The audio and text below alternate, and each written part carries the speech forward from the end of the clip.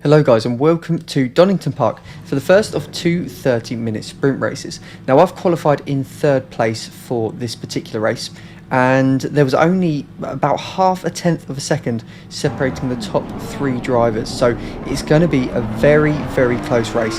There will be a bit of strategy involved too, because each race will require a pit stop and a change of tyres. So off we go on the formation lap then, and a little tip for those of you who may not be too familiar with how to run a formation lap in ACC, make sure you essentially keep one foot on the brake the whole way around. This will put some heat into the brakes and that heat will transfer into the tyres and help to make sure you have nice warm tyres and brakes going into turn one. If you just drive around without doing that, your tyres and brakes can be very cold going into the first corner and it probably won't end particularly well. So coming across the line then to begin the race, try not to go too fast here. You don't want to pick up a drive-through penalty for speeding at the start.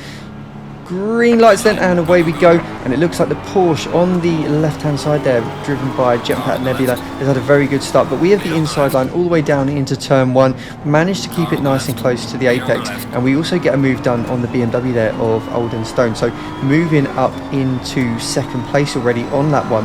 So Olden Stone there, who we've just got part, is another very fast driver on ACC. He's also one of the top 10 drivers on the Mercedes GT3 Evo special event at Imola. So very good calibre of driver in this race, and it looks like the driver up ahead, EOA NGL, has made a bit of a getaway on this lap number one, so we need to just try to bridge that gap a little bit if we can. Going through the long left-hander then, very tricky on lap number one when the tyres are still getting up to the ideal pressure, and then coming down towards the very fast chicane, making sure that you don't cut anything here. It's very easy to pick up a penalty, and it's also very easy to lose the car on those curbs. So we are running with a slightly higher front ride height than I normally would, and that's just to give a bit more clearance to the curb, and we go very deep into the first hairpin then. We can see in the mirrors Olden Stone getting very close to the rear of our car, but it's quite a tricky track to overtake on Donington, so we should be safe for now, as I go just a little bit deep again into the second hairpin, and I really need to try to get my head down and make sure I'm not making those kind of mistakes for the rest of the race. 28 minutes to go then, and the pit window is open for the whole race, so you can effectively pit at any time throughout this race. I've put enough fuel in the car to get me to around about the halfway mark in the race, so therefore my pit stop's going to be pretty much bang in the middle of the race. Jumping ahead onto lap number 5 then, and you can see on the map on the left hand side the top 4 drivers have broken away from everyone else at the moment, and I'm running very close to the leader with the BMW very close behind, and then just a slight bit further back we've got the Porsche of Jetpack Nebula as well. So it's all very close so far in this race, but it's, like I said, it's very difficult to get past it at Donington. There's no real overtaking opportunities because the longest straight has the very fast chicane at the end of it, so that's definitely not a big enough braking zone to make a move. And then the 2 hairpins, there's just not enough straight leading into them, and especially in this BMW, it's not the quickest in a straight line, so you never really get yourself into a position where you're going to have an overspeed on another car on a straight. So my thinking at this point in the race is just settle in behind the leader now, make sure the gap remains about half a second, if not less, and that just puts me in a good position to capitalise on any mistakes that the driver in front may make. And then we'll have to rely on the pit stop, try to get a good pit stop and see if we can jump him throughout the course of the pits as we see him run out wide on the grass then. It's quite difficult running in first place with cars so close behind you. You do really feel the pressure, and I'm sure he will be sweating at least a little bit in that Lexus up ahead. Trying to follow through the long right-hander then as close as possible, and it looks like we've actually got quite a good run in there, so picking up a bit of a toe then as we head down the back straight, but this isn't going to be a big enough braking zone to go for a move, so trying to take as much speed through the chicane as possible, but unfortunately I just took a bit too much curb there. I lost a lot of speed, and you can see the BMW all over us in the rear view mirror, so having to move to the right hand side and go very defensive down into the hairpin, but like I said, it's difficult to overtake here, and it's very easy to defend. So as long as you place your car in the right position on the track, it's going to be very difficult for a car behind to get past. And keeping it nice and close to the apex on the final corner, we managed to survive another lap and maintain our second position. We have dropped back just a little bit though from the leader onto lap number 9 then, and you can see we have caught up with the Lexus up ahead once again, but this is going to be the lap that we come in for our stop. So it's a very short run into the pit entry at Donington, so you need to make sure that you don't end up speeding in the pit lane there. And very annoyingly, there's a car right in front of my pit box, so I'm going to have to drive through him and just guess where the box is. I slowed down a little bit too early and then readjust. Managed to get the car lined up okay, so didn't lose too much time there. I think I would have lost more time had I gone in too fast and completely missed the pit box. Off we go then out of the pit box, and we can see the Porsche of Jetpack Nebula right behind us. So he's had a very good stop in that Porsche clearly, and I didn't realise that it was the first line that you could release the pit limiter, so I left it a little bit too late there. And you can see we've got the Porsche up the inside. We're kind of just about able to defend, but if you have a look at the radar here as we go through the craner curves, it looks like he's suffering from a bit of a ping issue there, and the car's jumping forwards, jumping backwards, and unfortunately as we go into old hairpin, there's a little bit of contact, and yeah, I come off a little bit worse there and end up in the grass. So I was a bit frustrated at the time, but having a look back at it, it looks like it was probably related to the ping issue there, more than anything. I don't think, well, and I know for a fact it wasn't deliberate contact from Jetpack, just one of those unfortunate things. So we finally get the car pointed in the right direction after what seemed like an absolute eternity, and we're just going to have to try and get our head down and see what we can make of this race. 10th place at the moment, but there is still a number of cars that wouldn't have made their pit stop just yet, as we've only just reached the halfway point in this race. Jumping ahead onto lap number 15 then, 7 minutes to go in this race, and now everyone has made their pit stop. I am back up to 6th place now in this race, so it's not been too bad of a recovery drive so far, and we can see the Ferrari of Kino up ahead in 5th place, and there's definitely a chance that we can catch him before the end of the race then, with a potential top 5 finish on the cards. Jumping ahead another lap then, and the gap is down now to 2.5 seconds as there's a yellow flag out into the first hairpin, and we see a Ferrari then in the grass, and that's GT Jamie, so that moves us up to 5th place. GT Jamie had been in 4th place originally, so we're now in 5th place then, coming around the final corner to start lap number 17, and we're getting very close now to Kino in the Ferrari, so it looks like we were a second quicker on that last lap, so within a lap or two it's going to be very, very close. As long as we don't run off into the grass like that too much, we should have a good chance to have a go at him before the end of the race. On towards the end of the lap then, and we're going in very well on the brakes into hairpin number 1, and we're right on the back of Kino now in that Ferrari.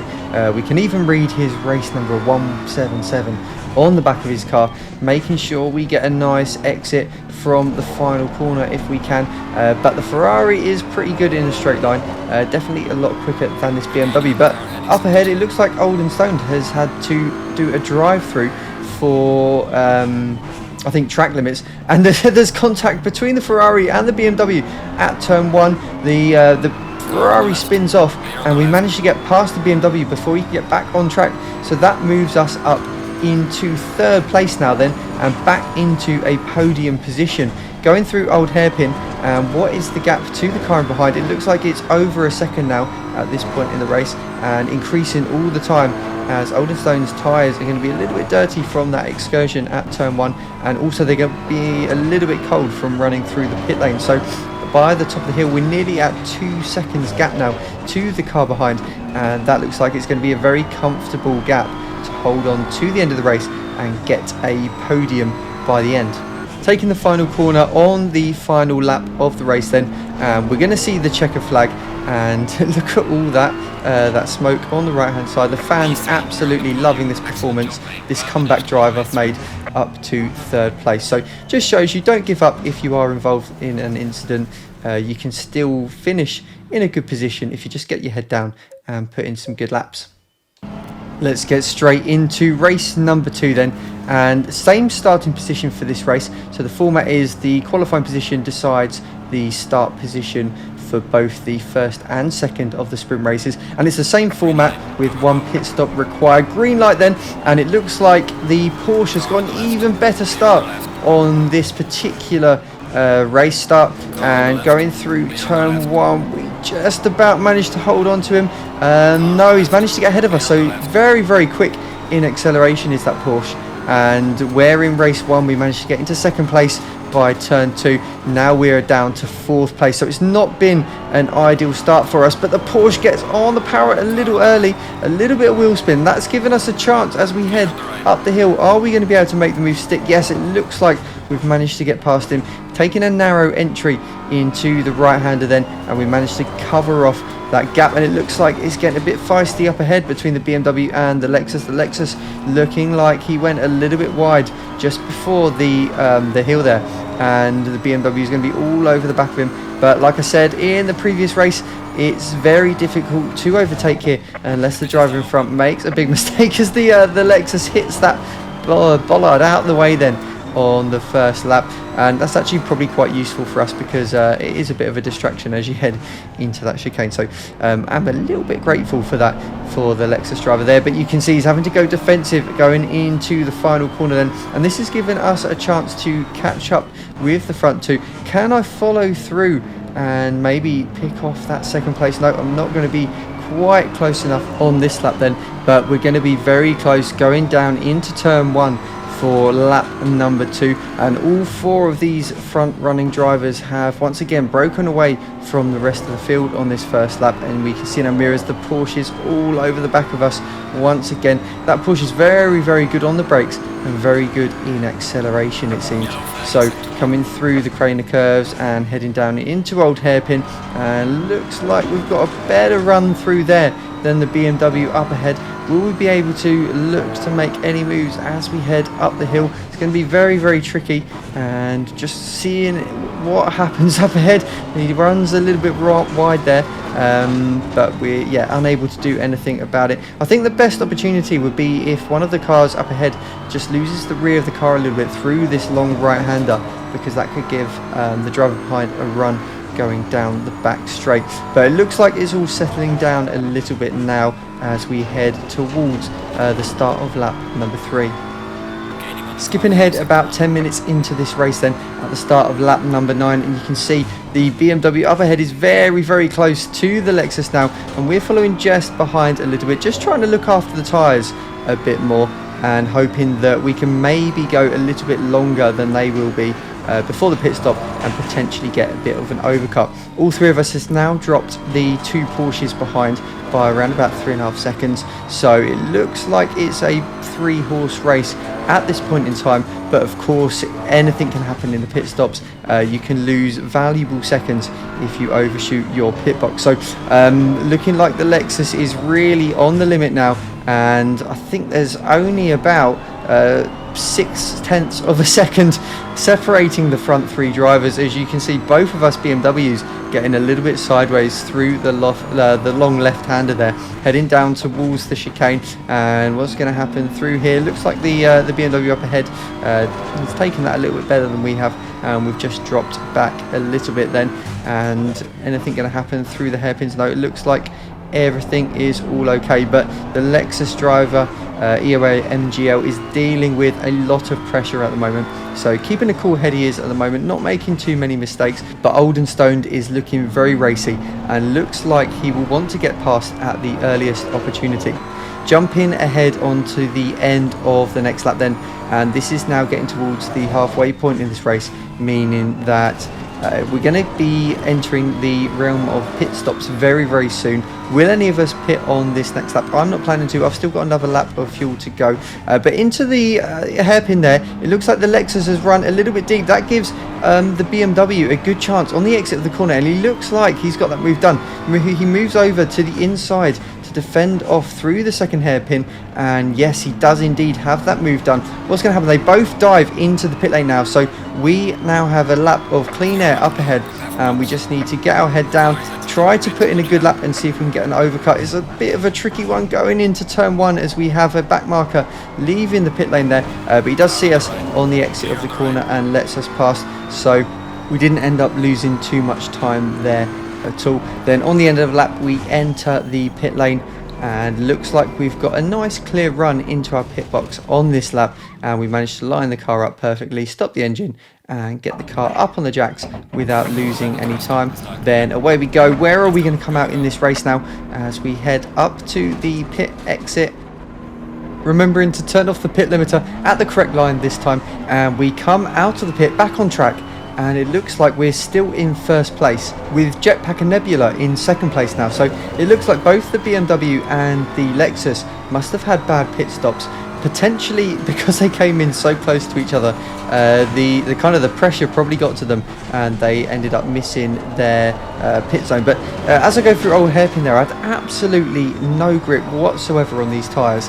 I'm not sure what was going on with the car at this moment in time. And then again through the right-hander, just not really the kind of grip I was expecting from a new set of tyres. So we've got a 3-second gap back to Jetpack Nebula at the moment, but you can see again just struggling with this grip on these tyres for some reason, and the pressures were fine. So this is lap number 2 on this set of tyres. The pressures are up to mid 27, so brand new tyres, they should be performing really, really well, but they were just absolutely not. And as I cross the line here, I've done a 128.2, which is well over a second off what we were doing at the start of the race. And there was only 26 litres of fuel in the car, 10 minutes left to go in the race, so it's not like the car was even particularly heavy with fuel. And the tyres just weren't there at all. I was just having absolutely no grip. And it wasn't until the end of the race when I looked into the setup menu that I realised what I'd done is put on the same set of tyres I'd used for the second stint in race 1. So this set of tyres had already been through a race stint, and they had some graining and they had some blisters on them, and they were basically just terrible, and I just could not get any kind of performance from them over the course of this stint, and this left me really, really vulnerable to the cars behind. So jumping ahead to the start of lap number 17 then, 5.5 minutes left to go in this race, and we've done a 127.9, so 1.2 seconds slower than what we managed in the stint at the start of the race, and probably about half a second slower at the moment to the cars behind. But this is me driving absolutely flat out, like that's the absolute best I can do really with the tyres on this car at the moment. And we've got the Porsche behind now, just 0.6 behind, so he's caught right up to the back of us, and this is going to be very, very hard, especially because where we're struggling for grip, we're going to have no speed out of the slow corners, so the 2 hairpins are going to be leaving us very, very vulnerable under acceleration because we just don't have the drive out of the corners. So heading down towards the chicane then on the back straight, and we can see just 0.3 seconds behind Jetpack and Nebula, and this is going to be very, very difficult to hold on as he's given us a flash of his headlights. I'm not sure if he's telling us to speed up or he's just trying to distract us there a little bit, but there's nothing we can do. We're going absolutely as fast as we can, but he's all over the back of us now. All I can see in my mirrors is that Porsche, and having to go defensive into the final corner then, and this is going to be a really, really long 4 minutes at the end of the race. And to top things off, we've got the Lexus in 3rd place now, just 3 seconds behind, but he was a second quicker on that last lap. Skipping ahead once again then, just 2 minutes left to go in this race. We get a lot of oversteer going through the long left-hander, really struggling to get to full throttle now, and we're side by side with the Porsche as we head down towards the chicane. We've got the inside line, and he's decided just to back out of it there a little bit, and that's probably a wise decision from him, but he catches the curb in the chicane there, and that's given us a little bit of breathing room. He's dropped down to 3rd place now then. I'm not sure if he ended up completely spinning or not, but that's dropped him down, and now we've just got the Lexus behind us. We're going to be crossing the line then to begin the final lap of this race, and at the moment it looks like we're going to just be able to hold on, but we're going to come across the line and do a 1:28.2 on this lap, and the car behind us done a 1:27.2 and is just a second back. So by the end of this lap he's going to be all over the back of us. If he carries on driving at the same pace, it's going to be very, very difficult to hold on, but this is the final lap of the race. I just need to try and keep it together, make sure I don't have any wheel spin or start sliding the car too much. As long as I can keep it under control, I should be able to just about hold on by the end of the race. Heading up the hill then, we went through Old Hairpin without too much drama, and these are going to be two very, very crucial corners. Need to make sure we don't get the car too sideways, and on the power nice and early up the hill. We've managed to get through there without losing too much time. Up to the long right hander, then able to just about get on the power, but then we get a bit of a wobble from the rear end of the car and have to come off the throttle. That's going to cost us going down the back straight. I can see him gaining in the mirrors as we head towards the chicane, making sure we don't do what Jetpacker did and end up losing the rear of the car, but we've managed to get through there okay. He's very, very close to us now as we head down into the hairpins, just making sure I don't run too deep and taking a narrow entry to the corner just to avoid any dive bombs up the inside, but we've managed to avoid it, and then all I need to do is take a nice tight line into the final corner. There's no way he's going to get me on traction leaving the final corner, and we come across the line then to take victory in race number 2. So very, very pleased with that one. That was a very stressful end to the race. I was absolutely sweating buckets in my sim seat, but yeah, managed to come across the line and bring it home. Now, thanks for watching, guys. I hope you enjoyed the video. Well done if you made it to the end. And let me know in the comments if you prefer endurance races or sprint races. And I'll catch you again in a future video.